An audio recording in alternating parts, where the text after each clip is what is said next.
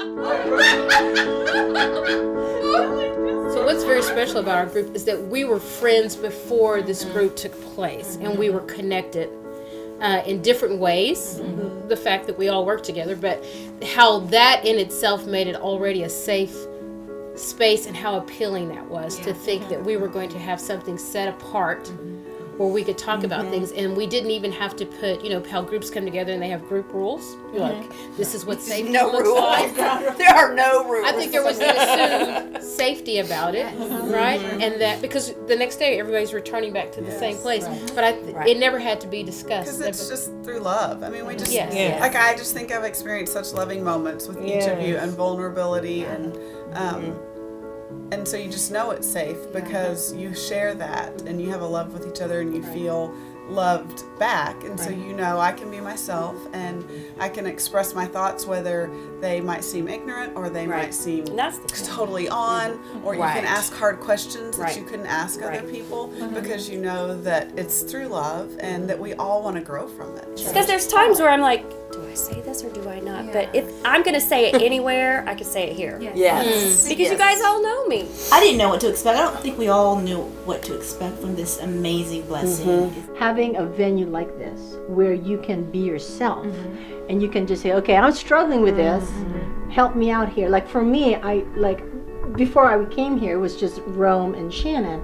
I really came to appreciate, okay, I know my side of the picture, but I never really heard the other side. I mean, I assumed it. I read about it. I'm like, okay, but I never really heard from, my white friend here.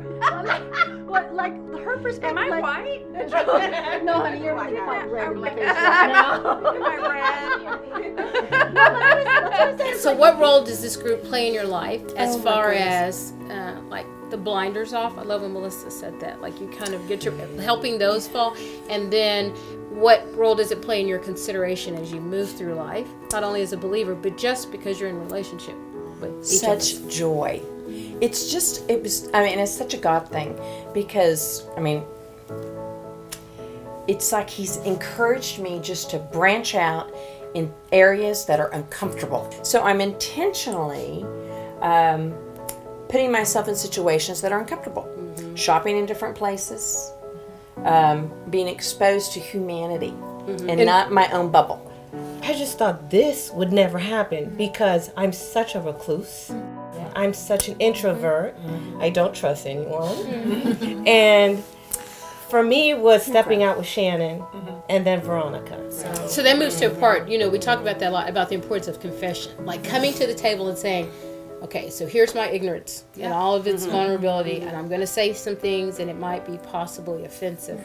So how do you know with this group, how did you know that it would be okay to do that? You hear a lot about people say they want to learn and they want to grow and they want to be a part of this conversation, and I think it's kind of trendy right now to want to talk about race reconciliation and come to the table and let's make these steps toward each other. But I think what's different about this group is people keep showing up. I'm so careful when I get into these conversations lately, because then everybody jumps on this bandwagon, and then so then I start thinking, okay, I can be vulnerable, and then I share something, and then they'll look at me and I'll be like, ooh, okay, not as safe as I thought. It's nice to have this conversation with people that I work with and see on a daily basis, because it makes me feel like I can be myself at work. To not have to feel like I have to be somebody else or put on a different persona when I go to work every day. That's just nice to be free.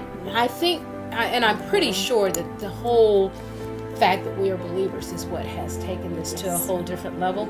I love this fact that, first and foremost, we are sisters in Christ, and then after that, it's just, I love the differences. That's what makes it work, though. Yeah.